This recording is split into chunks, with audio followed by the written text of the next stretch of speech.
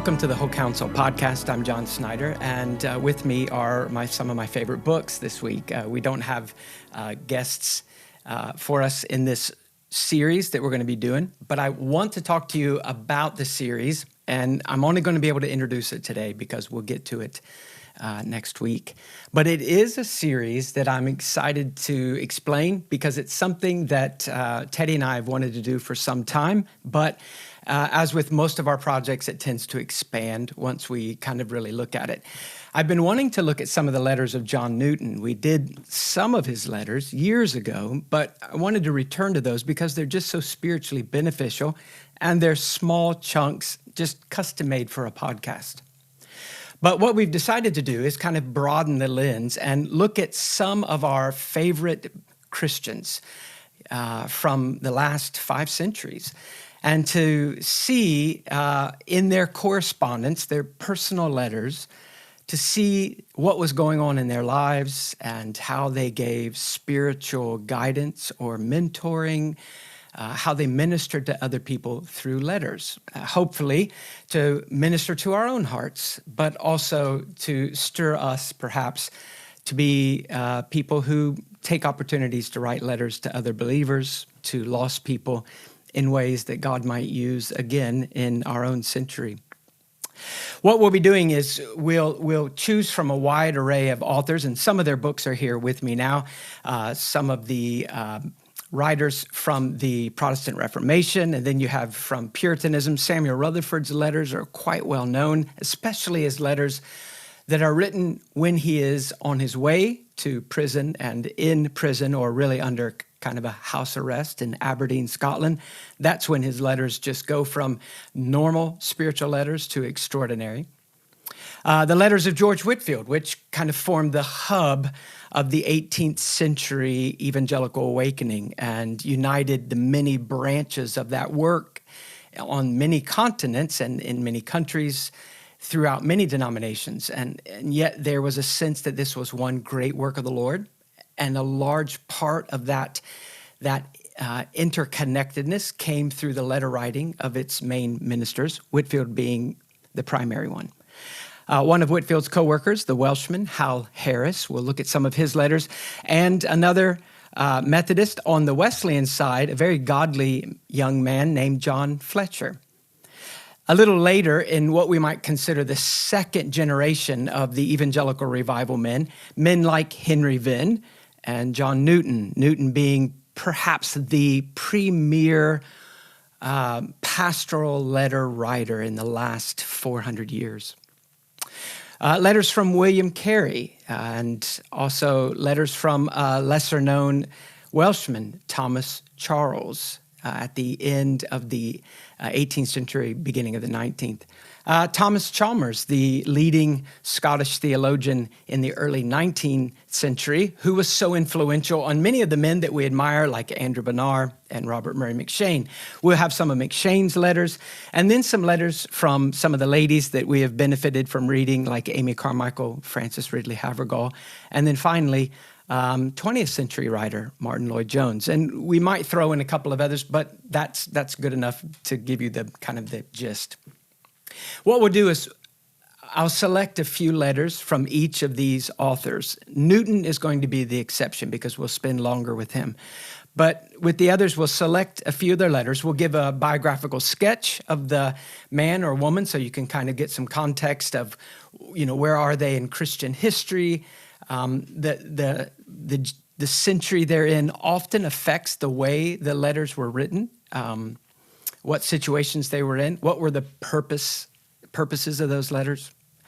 But we'll choose letters from each of the authors, and we'll try to choose them in a way that gives us a wide variety of topics, of the different ups and downs and ins and outs of the Christian life, from losing a spouse to raising children to working for lost employers, to being a witness in your own church, struggling with your doubts, what to do when sickness has you down. There's so many, it's just endless. So we'll try to choose a wide array of topics from this wide array of authors, but particularly with this in mind, what are the strengths of those particular letter writers?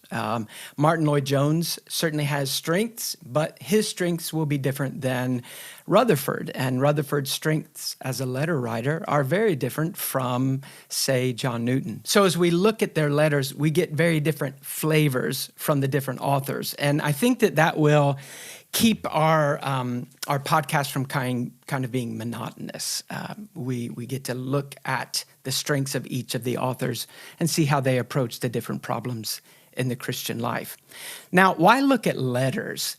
I think it's interesting to stop and remember that 21 of the 27 books in the New Testament, the covenant, the new covenant opened and explained and applied to the Christian life. By far, the New Testament is made up of letters. And letters have extraordinary strengths, and they also come with some weaknesses. Of course, the letters that we're reading, post-biblical times, were essential because of the lack of technology. There weren't the iPhones. You couldn't do a face-to-face call on your computer, and you certainly couldn't send an email or a text. But I don't want us to focus and get preoccupied on the medium, on the tool, the letter, handwritten letter. Handwritten letters are nice, and there are some things about them that are nice that you don't have with emails and certainly don't have with texts. But I want us to focus on the content of the letters and not kind of get sidetracked with bemoaning the loss of the art of the personal handwritten letter as, email and texting has kind of taken over. And it's so easy that most of us choose that rather than sitting down and writing a letter, posting it, and waiting a couple of days for it to reach our friend. But letters do have strengths and weaknesses, and we'll see that when we approach them. One of the weaknesses is that a letter can't deal with any topic to the degree, to the depth that we can get in a sermon, for example, or in a chapter of a book, even though some of these letters are somewhat longer than what we might write as letters today. And letters that anyone writes, especially when we think about writing letters to people for a spiritual purpose, letters can be misunderstood. People can't hear the tone of our voice. They don't see our body language. And so that means that the letter writer is responsible for going the extra mile. And that's hard to remember. I have written many letters as a Christian or as a pastor, and some of them I look back on with regret because I shot them off too quickly. And I expected people to already understand my tone of voice and, where I was coming from, because perhaps we were friends already or we knew each other. And the letter really, the topic required that I would be more careful than I was and not explaining it in a way to make sure my tone of voice came through in the letter. It was misinterpreted, and it was largely my fault, taking shortcuts. And so, I had to go back and make sure that I could correct the misunderstanding. I didn't mean it that way. So when you write a letter, it does take extra work. And that's some of the disadvantages. Some of the advantages of letters are that when we read a letter or if we're writing a letter, we can deal with specific topics in a pretty short space. And so that means we get right to it and we kind of get the heart of the issue. It's like listening to someone honestly pray. When they are honestly talking with the Lord and they're not perhaps focused on other people around them, and they pour out their heart to the Lord, you can, in a prayer, in a short space of time, you can hear what a person really believes, what their true theology is. And in a letter, you can get to the heart of matters and what an author thinks is the cure to that matter in a short time. And so it's succinct, and that's a benefit. Another advantage of a letter is that you can write a letter and the words can stay with people and the people can return to your words later in a way that a conversation doesn't. I remember reading a historian who was dealing with preaching and printing in the 17th and 18th centuries. And he gave kind of a little maxim, a little statement, that print is like snow that stays on the ground longer. And speech is like rain, which hits the ground, but immediately soaks in or washes away, and it's gone pretty quickly. Now, we're not saying that letter writing replaces preaching, or that good books replace preaching or face-to-face conversations.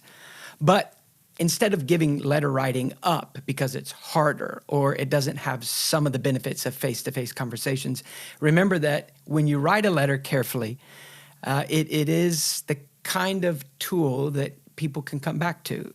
It can be made available over and over to the person, and your words can benefit them throughout the years as they read and reread.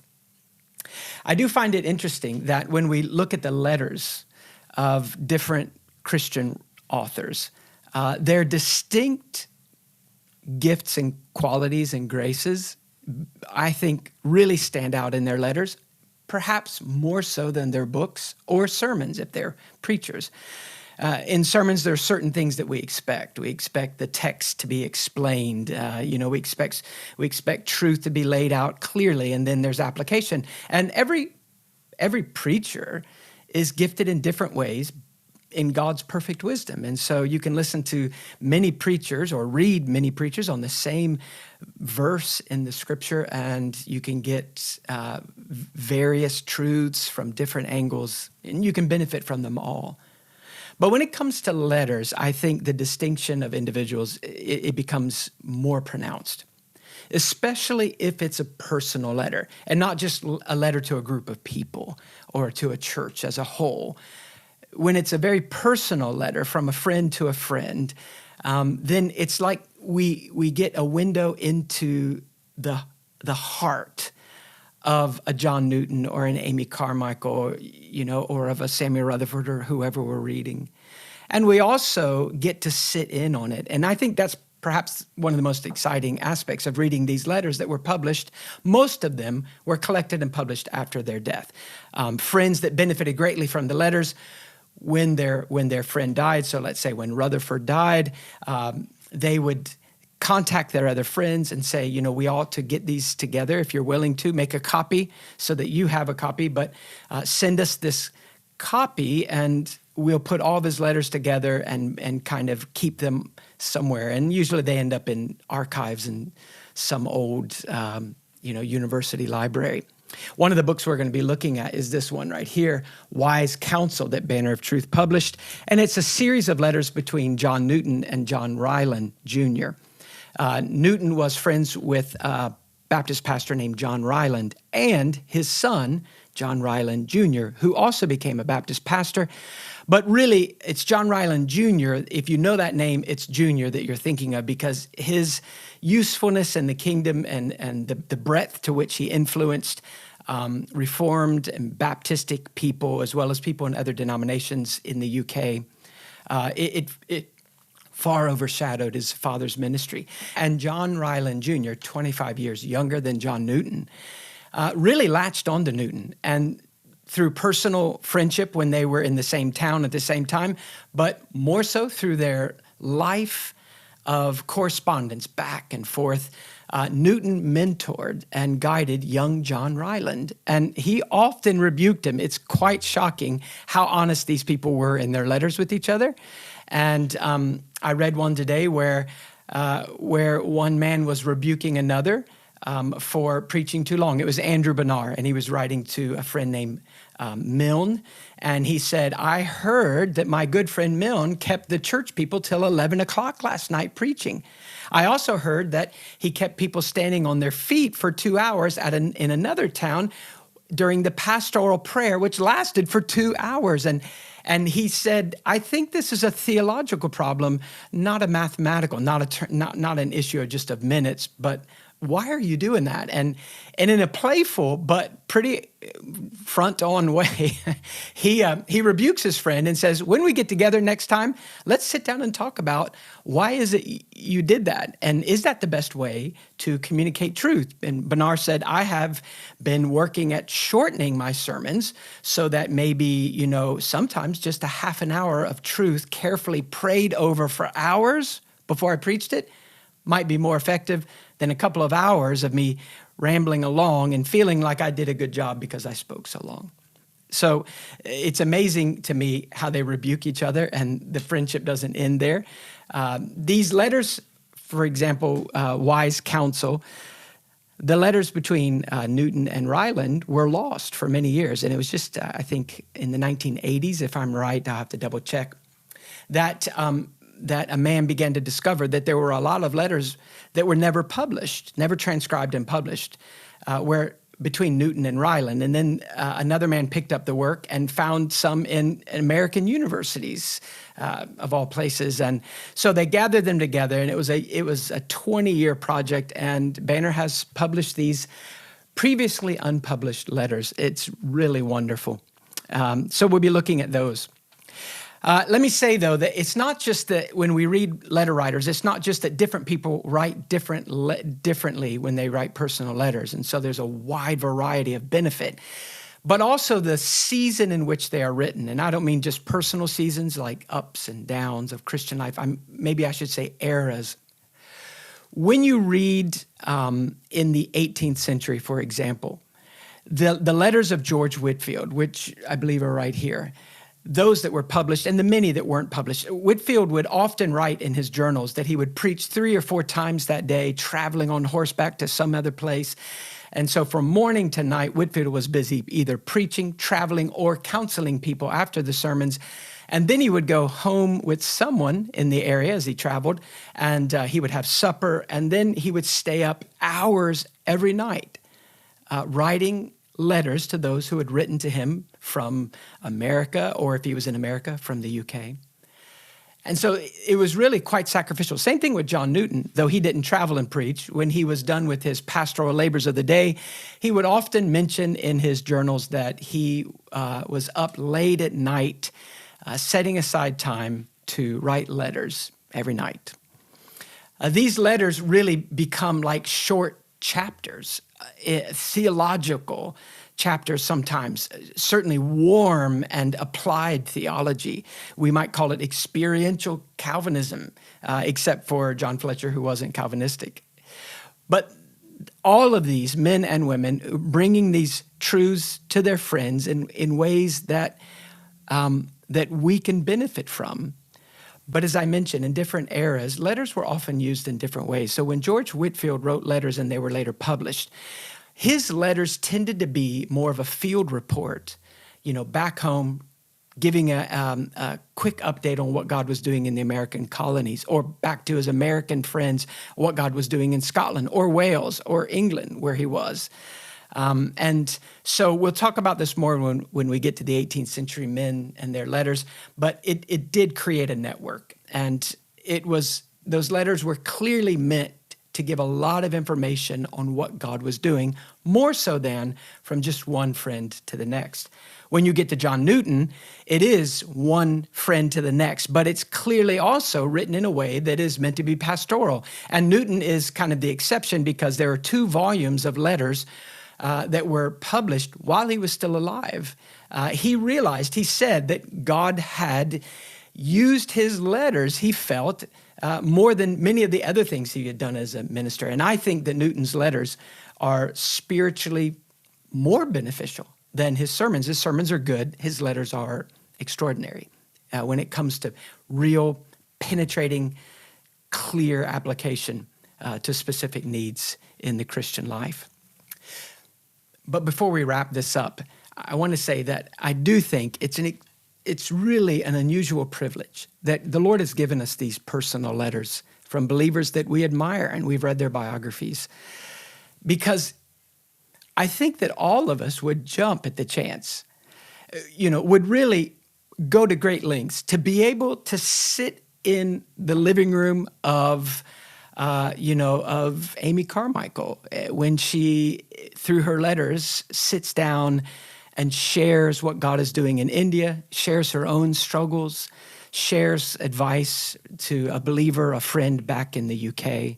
I would really love to be able to listen in, to eavesdrop on Amy Carmichael's conversations with her friends, or Francis Ridley Havergal, or to sit with Rutherford in the 1600s when he's under house arrest And he's describing the extraordinary seasons of the nearness of God to the point that he has to, in his prayer time, ask God to restrain himself because he feels that he can't take any more. He's just flooded with a sense of joy at the nearness of God. And he says from those prison letters that if you would have told him how much a man can know of God experientially in this life, he would have said that you were a nut. You were a fanatic. But now he said in this prison experience, he had experienced far greater than he thought was possible. It was biblical, but it was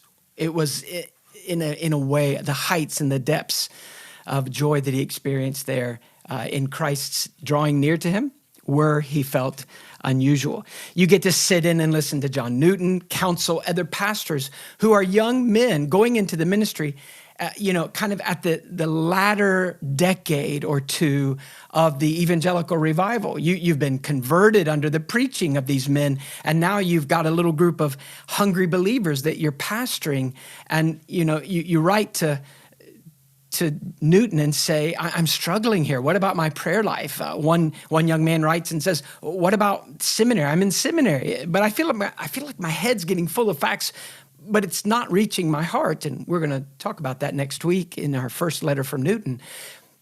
All of these opportunities to sit down with William Carey and listen, at his fireside with him as he writes and talks to friends about what God is doing in his work.